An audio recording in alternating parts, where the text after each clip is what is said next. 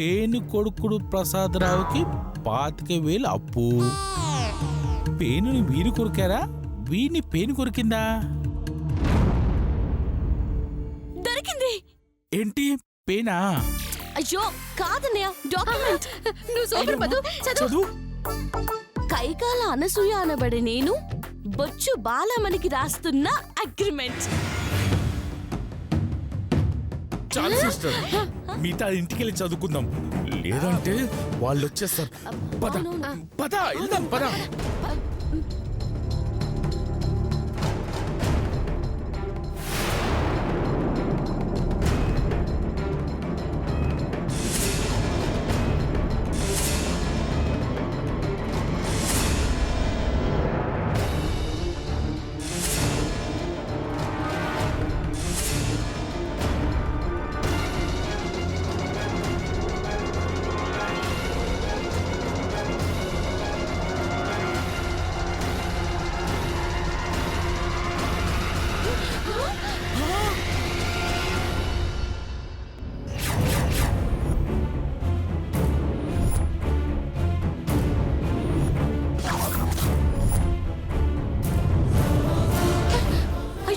ఇదేంటి తలుపేసిందేంటి?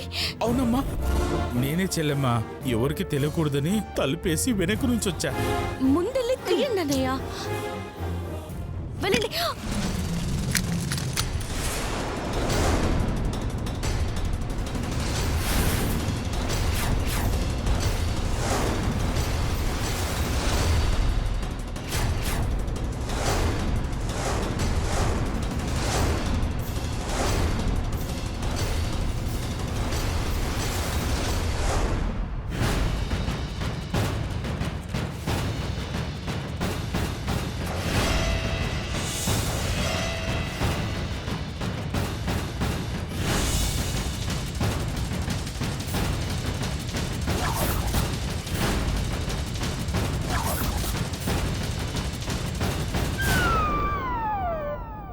మీరందరూ రెస్ట్ తీసుకోండి. అలాగే అత్తయ్య గారు. నాన్న చేతు, అమ్మా కొంచెం మంచినీళ్ళు తీసుకురారా. అమ్మమ్మమ్మమ్మమ్మా.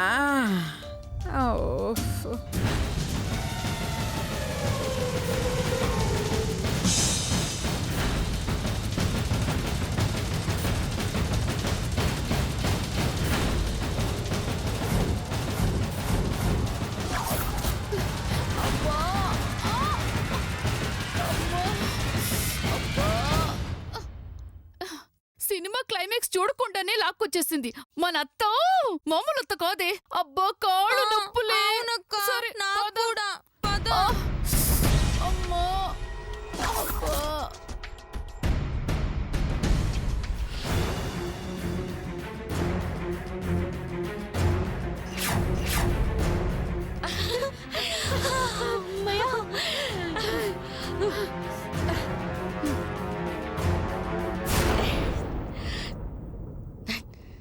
ఇప్పుడు మా ఆయనకి ఇస్తాను చూడు జలక్కు.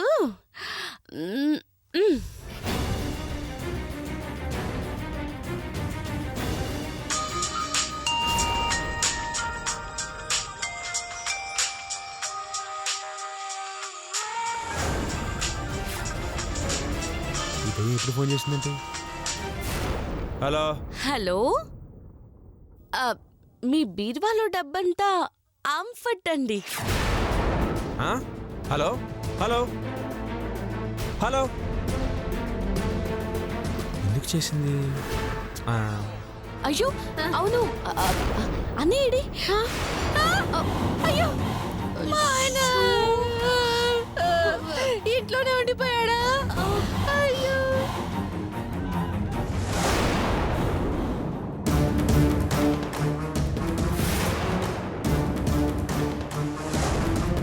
మధు ఫోన్ చేసిందంటే ఊరికే చేయదు అంటే బీరువాల డబ్బు. అమ్మా అమ్మా,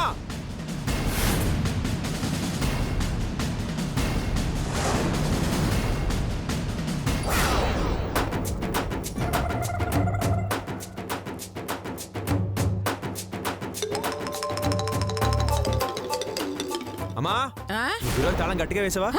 వేసాన్రా. కొంపదీసి దొంగలు ఎవరో పడ్డారా? నువ్వేం టెన్షన్ పడకమ్మా, నేను చూస్తాను. అయ్యో నేను వస్తాను. అమ్మా వచ్చేసారు. టైంకి ఎవరో ఫోన్ చేశారు కాబట్టి బతికిపోయినా, లేకపోతే చేతిలో అమ్మా, అన్నయ్య నేనే ఫోన్ చేసింది. Yes. నువ్వు దేవత అమ్మా. బో అయ్యో పదండి. రండి.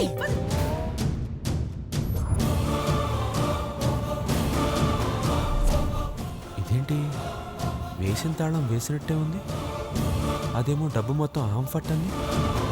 మరి అది ఫోన్ ఎందుకు చేసినట్టు? ఏమైంది నాన్న? తాళం వేసే ఉందిగా. వేసే ఉందమ్మా, డౌట్ వచ్చింది అందుకే. అమ్మయ్యా, నా గుండె ఆగినంత పనైంది నాన్న. టెన్షన్ పడదమ్మా, నువ్వు వెళ్ళి నేను వచ్చేస్తా. తాళం వేసే ఉంది. ఎక్కడో కొడుతోంది. డబ్బు కొట్టేశానండి ఫోన్ చేసింది. మరి బీరువాకి తాళం వేసే ఉంది. ఒకసారి దానికి ఫోన్ చేద్దాం. The number you have called is switched off. Please try again later. Phone switch off చేసింది. ఏదో ఉంది, లేకపోతే అది ఊరికే చేయదు. కనిపెట్టాలి. నాన్న చేతు, వస్తున్నానమ్మా.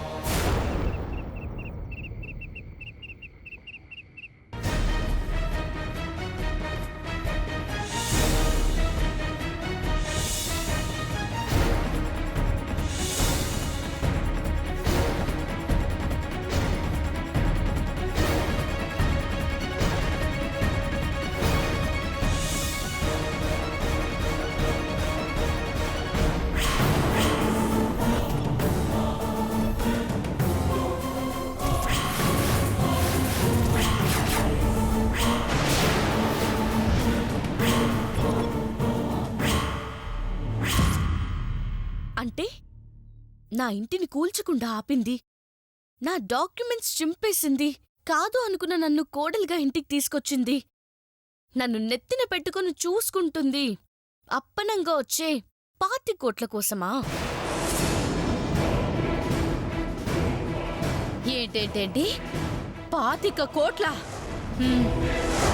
నిన్ను కోడలుగా తెచ్చుకుంటే ఆవిడకెలా 25 కోట్లు వస్తాయి సిస్టర్? నా వల్ల రావన్నయ్యా, నాకు పుట్టబోయే బిడ్డ వల్ల వస్తాయి. బిడ్డ వల్ల వస్తాయి. అందుకే మా అత్తయ్య నాకు అర్జెంటుగా పిల్లాడు పుట్టాలని కోరుకుంది, ఆతృతపడింది. నేను నెల తప్పాను అనగానే ఆనందపడింది. అమ్మ నా అమ్మోయ్, మనవడు పుట్టాలని కోరుకుంటే ఏంటో అనుకున్నా. దాని వెనకాలన్న అసలు కదా ఇదన్నమాట. అవును దినా, నన్నమ్మను చేసి కోట్లు తెచ్చే బొమ్మలా వాడుకోవాలని చూసింది. ఆ ఆశ తీరదని తెలిసి నన్ను బయటికి గెంటేసింది. అమ్మ నాన్న సూయత్త, నువ్వు సామాన్యురాలు కాదు. ఇన్నాళ్ళు ప్రాణం లేని వస్తువులతోనే వ్యాపారం చేసిందనుకున్నాను. ఈ డాక్యుమెంట్ చూశాక తెలిసింది, పైసా కోసం మనుషులతో కూడా వ్యాపారం చేస్తుందని. వదిలిపెట్టనన్నయ్యా, వదిలిపెట్టను. నాకు జరిగిన అన్యాయానికి ప్రతీకారం తీర్చుకొని తీరుతాను. ఇప్పుడు ఏం చేస్తావమ్మా? జరిగిన దానిలో ఏ తప్పు చేయని నన్ను దోషిని చేసింది. నన్ను దోషిగా చిత్రీకరించి నన్ను ఇంటి నుంచి పంపించారు. ఆఖరికి నా తాళిని కూడా తెంచాలని చూశారు. తప్పులన్నీ వాళ్ళు చేసి నీడ నా మీద వేశారు. వాటన్నిటికీ సమాధానం చెప్తాను. చేసిన ప్రతి తప్పుని లెక్కగట్టి మరీ పనిష్మెంట్ ఇస్తాను.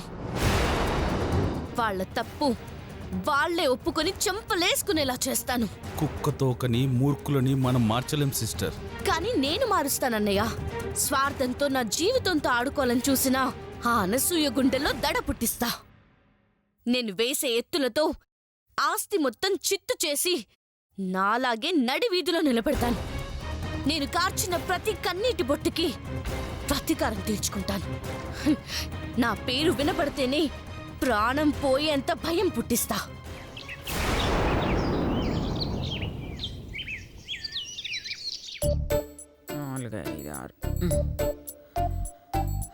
అత్తయ్య గారు, అత్తయ్య గారు, చెప్పవే.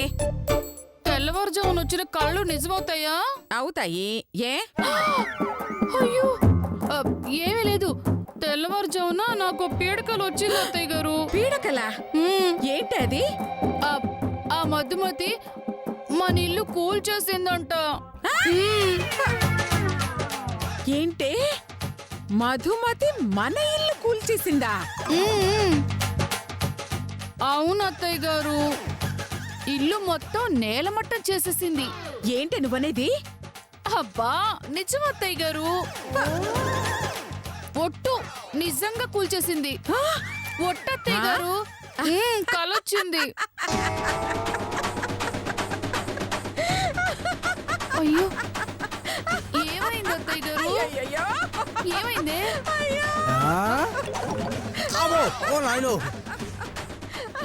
ఏంట్రా ఎవడన్నా డబ్బులు ఇస్తానాడా ఏమిటి?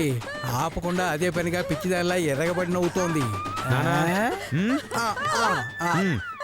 ఏంటమ్మా ఏం నవ్వుతున్నావు? ఏమైంది?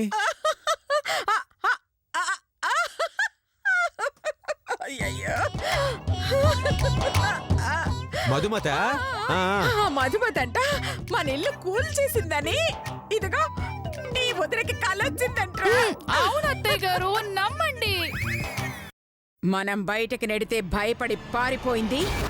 మనం చిటికేస్తే చలి జ్వరంతో చస్తుంది. మనం తొడగొడితే తల వంచుకొని మన కాళ్ళ దగ్గర కుక్కల పడుంటుంది. అది ఆ పిల్లకాకి నా ఇల్లు కూల్చిందా? ఏయ్, అది కల కాబట్టి, ఆ కల నీకొచ్చింది కాబట్టి వదిలేస్తున్నాను. లేదంటే కల్లోకొచ్చినందుకు దాన్ని, కల కన్నందుకు నిన్ను ముక్కలు ముక్కలుగా నరికి ఉప్పు పాత్రేసుండే దాని జాగ్రత్త. అమ్మా నువ్వు ఎక్సైట్ అవకమ్మా. పాపం వదిన దృష్టిలో ఆ మధు రుద్రమదేవిలో అనుష్క టైపు, అందుకే వదినలా కలగనుంటుంది. దాని బొందరా పోయింది పోయినట్టుంటే బతికిపోతుంది. కాదని మళ్ళీ నా మనుషుల జోలికి గాని నా ఇంటి జోలికి గాని వస్తే కాల్చి బూడిద చేసి ఆ బూడిదతోనే దానికి సమాధి కట్టేస్తా. అంటే మధు మళ్ళీ రాదా అత్తయ్య గారు? నా కంఠంలో ప్రాణం ఉండగా ఈ ఇంటి గేట్లో కూడా రానివ్వను. కాదని లోపలికి అడుగు పెట్టిందా దాని తల తీసి తవ్వి పాతేస్తాను.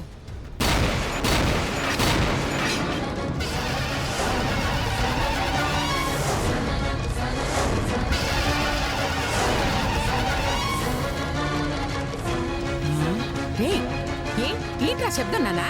ఎవరో మన గేట్ తిన్నారమ్మా.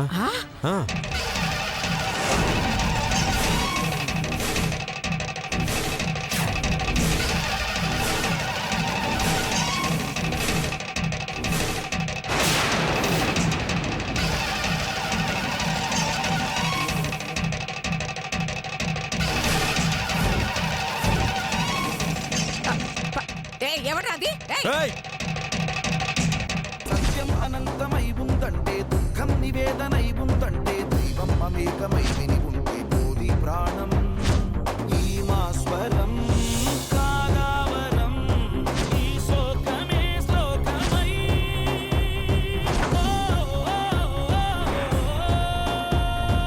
ఈ జనం ప్రార్థనం నీకే భగవాన్.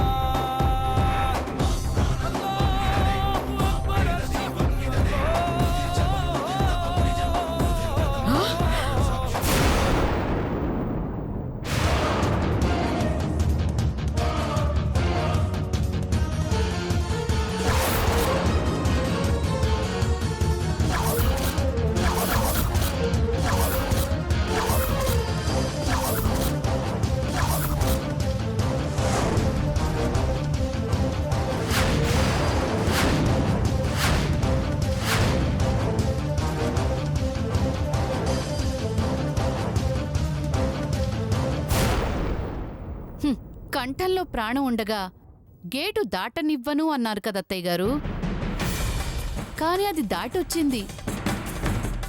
ఇప్పుడు మీ కంఠంలో ప్రాణం ఉన్నట్టా లేనట్టా అత్తయ్య గారు? అన్నయ్య, ఇది నా ఇల్లు. ఈ రోజు నుంచి ఇక్కడే ఉంటున్నాను. కాదని ఎవరైనా వస్తే కురుక్షేత్రమే. వెయ్యనే టెంట్. ఆపేయ్.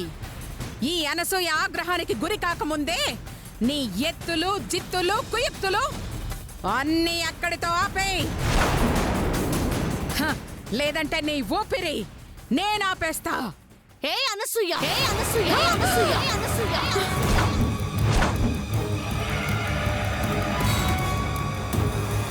ఏంటి? నన్ను నన్ను పేరు పెట్టి పిలుస్తావా? పేరు పెట్టి పిలిచాను, సంతోషించు. లేదంటే నువ్వు చేసిన పాపాలకి నాకొచ్చిన కోపానికి ఒసే అనసూయ అని పిలవాలి.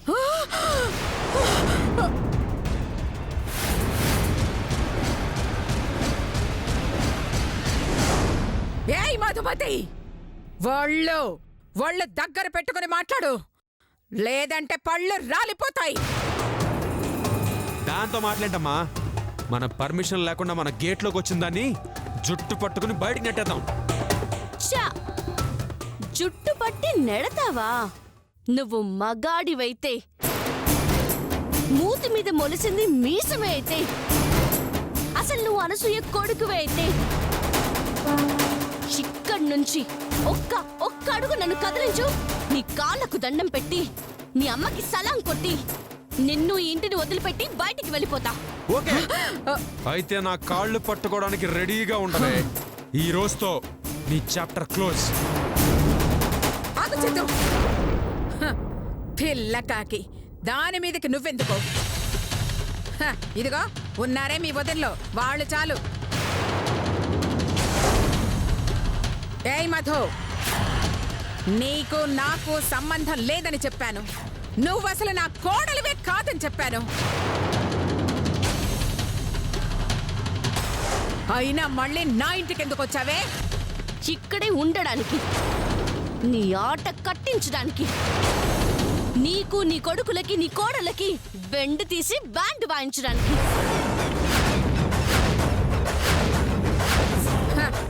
మాటలు నేర్చింది బాగా. ఏయ్ లతా శిరీష, మీరేం చేస్తారో మీ ఇష్టం.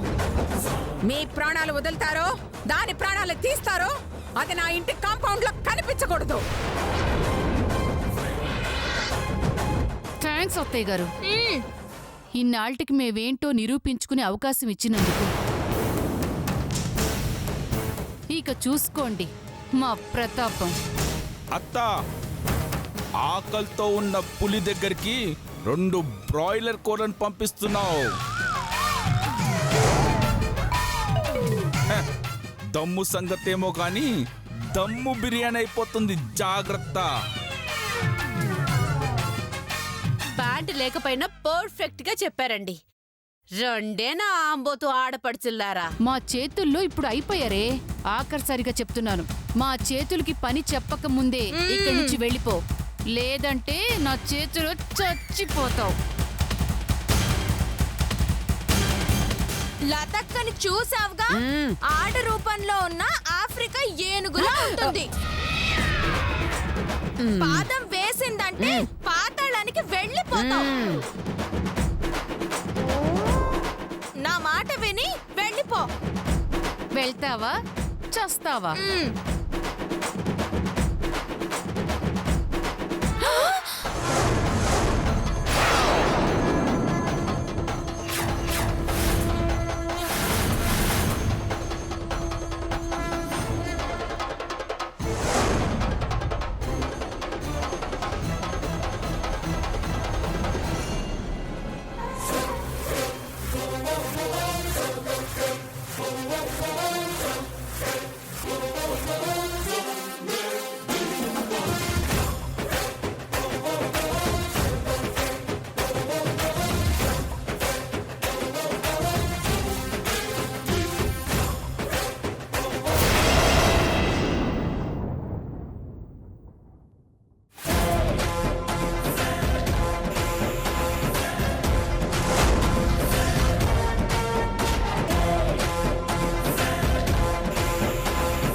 నేను యుద్ధం చేసైనా ఇక్కడే ఉండడానికి వచ్చాను.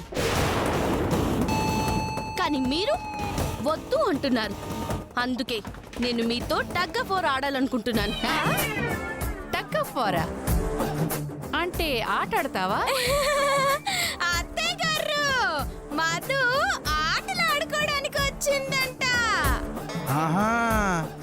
అవును మీ బాడీలతో ఆడుకోవటానికి వచ్చింది. ఏయ్ దాంతో మాట్లాంటే గంటైన బయటకి. అలాగే మీ కోడళ్ళకి దమ్ముంటే నన్ను ఈ గీత అవతలకి లాగమనండి. అలా గనక నన్ను లాగగలిగితే తల వంచి ఓటమిని అంగీకరించి వెళ్ళిపోతాను. మళ్ళీ జీవితంలో నీ ఇంటి గడప తొక్కను. ఒకవేళ వాళ్ళు నా వైపుకొచ్చారో నేనిక్కడే సెటిల్ అయిపోతాను.